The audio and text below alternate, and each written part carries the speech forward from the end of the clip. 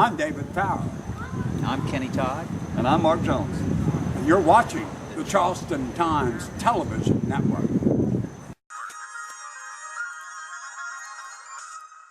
Today's Mark Jones, author, tour guide, and raconteur, like I used to be, Ken. Ken, I used to be a tour guide, author, and raconteur. Raconteur, That's right. But this man's a raconteur. Raconteur, yes. So you got a new book, right? I do have a new book. Oh, funny, you brought it. I have it. Darn it. Doing the Charleston. Black Roots of American Popular Music and the Jenkins Orphanage Legacy. which is quite considerable, I'm told. It is. Black Orphanage House, Charleston, South Carolina, 1891. Black Baptist minister, Reverend Daniel Jenkins, found 4 children, black children, abandoned in a railroad car. Brought them home. That was the beginning of the orphanage house. Within 10 years, had over 500 children in his care. And that was what, up on Franklin Street? Franklin Street, 20 Franklin Street. The building is still there. It's a national landmark because it was designed by Robert Miller, who more famously built the Washington Monument, designed that in D.C. But it was used as a hospital for many years, and the South Carolina the South Carolina College of Medicine, MUSC today, used the building, and it was abandoned, and Reverend Jenkins got use of the structure and used it as an orphanage house until 1935. You know, the one thing I always thought was funny was that when you started talking, I had somebody on one of my tours say, well, he couldn't have started black music. You know, I said, why is that? He said, well, because they danced. And he started, I always say he kind of was, in a way, one of the ones who really started in Charleston. The whole story of the little black kids up in Harlem doing this, and then they called it the Charleston. This guy, and he said, couldn't be. How could a Baptist preacher start the biggest dance craze of the 1920s? Because he did not dance. There you go. The kids in his band did the dance.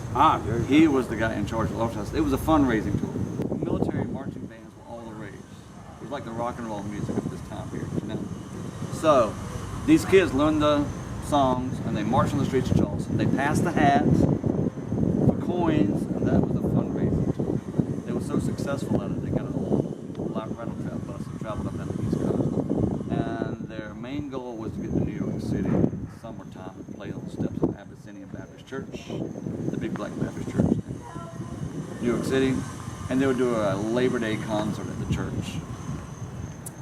And they would do the Geechee steps, is what they used to call it, because in the black migration of the blacks coming up from south to New York, there was a whole area of Harlem which was all southern blacks from Savannah and Charleston, and they were used to doing the Geechee steps. The piano players in the saloons would say, do the Geechee, and they would play music for them to do the Geechee step.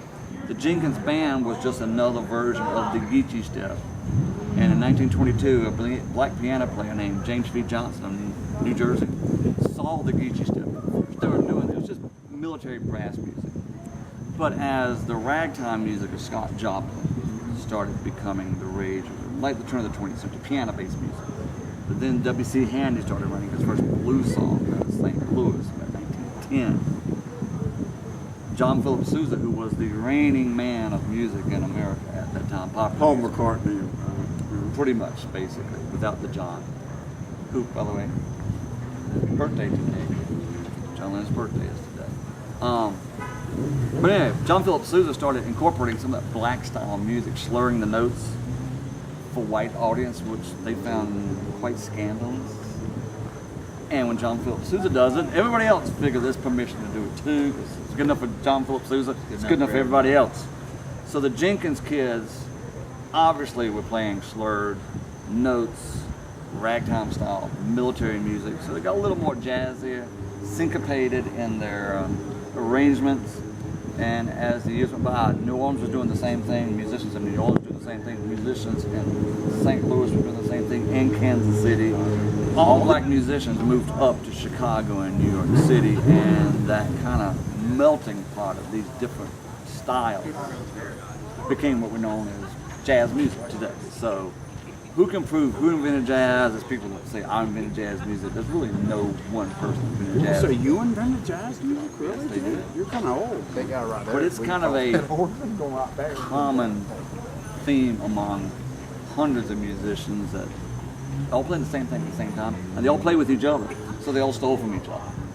And that is all detailed in this book. It's not just a Charleston story. Right. I'll follow these musicians as some of these Jenkins kids, as they got older and became professional jazz musicians, playing for Duke Ellington, Count Basie, Jelly Roll Morton, became integral part of those bands. And they played in Harlem nightclubs and the Cotton Club and Small's Paradise. You know, the Small's Paradise, it was run by a Charleston guy. Not only that, they also had songs. Cab Calloway was famous for doing the Geechee Joe Absolutely. or Geechee Dan. Eat you down. Exactly. And my favorite thing about the whole Charleston, I've got about 180 songs on my computer with the word Charleston in the title. There was a whole theme of these songs. I like the disco era. In the 70s, everybody had to have a disco song. In the 1920s, Not everybody believed. well, Tony Bennett did one. So Tony Bennett did a disco song. You know, you don't need to hear about it. It's really bad. Yeah, it's a bad combination. But everybody had to have a Charleston song because it was the dance, it was the famous style, you know, favorite music at the time. So I've got all these 100 plus songs with dancing in Charleston in the title. And there's a whole thing called Charleston Charlie. Charlie was kind of like the dancer, the guy picking up the girls. He became a running theme in these songs, and the lyricists at that time just ran with this. Charleston Charlie is going to do the Charleston Charlie from St. Louis is doing the, you know, that sort of thing. So he became like a character. He was much like when they sang the song, "Keep your eyes on the road, keep your hands on the wheel." Absolutely. The backseat, kiss Absolutely. that Fred.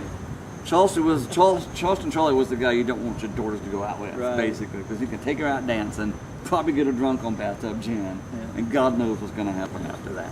you know? Might steal a kiss. Might steal a kiss. And, you know, the dance to Charleston was very scandalous. I've got some great photos in here of all the Baptist ministers, not all Baptist, but all the ministers in America were preaching against jazz. Does jazz put the sin in syncopation? This is my favorite headline, one of the newspapers. They also said Charleston was the straightest road to hell. It said the road to hell is paved with Charleston jazz dance. Wow. So, you know, I like to make the comparison. The Elvis.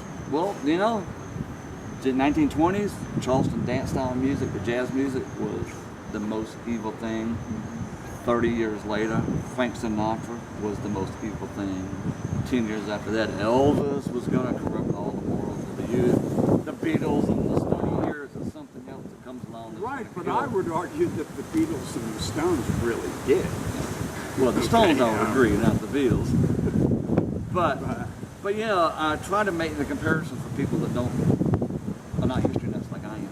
Compare it to different eras, so you can kind of understand the outrage of the time over this music. When we listen to it today, it's very antiquated and quaint music. But And we when it think came- everybody just sat around going, But at that time, it was very sexually oriented, very scandalous ridden.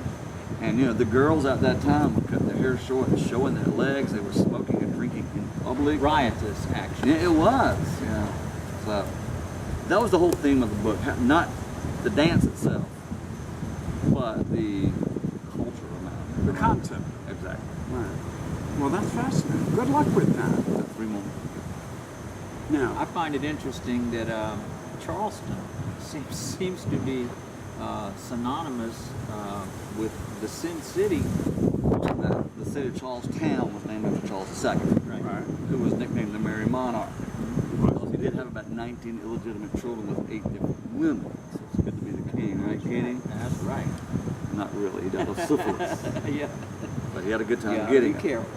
But we inherited that lifestyle of Charles II, the eat, drink, and be merry king. So we were kind of a fun city. We were English and Scottish, so that kind of lifestyle came with them. So I don't find it surprising at all that this so-called aristocratic city has a kind of a scandalous underside to it, because The Holy City. we call it the Holy City due to the number of churches, not due That's to our right. behavior. Well, as Right. I understand it, from the ship captains would see the steeples and the crosses, and that's Right. how it became the Holy City. Yeah. Well, say when sailors come to town, they're not looking for churches. They're not- Right. guys come down to eat, drink, and be merry. Well, thank you so much. Well, you're welcome. I'm Glad to very be here. excited. I hope you do very well. Well, I'm pushing the book really hard. I think it's a story that I've been wanting to tell for a long time. A lot of Charlestonians know the story of the Jenkins Orphanage, they think. There's a lot more to the story than you actually know. Well, if you're shopping for a book for Christmas, there it is. Absolutely. I'm David Farrow, I'm Kenny Todd. And I'm Mark Jones. and you're watching the Charleston Times Television Network. Trick or treat.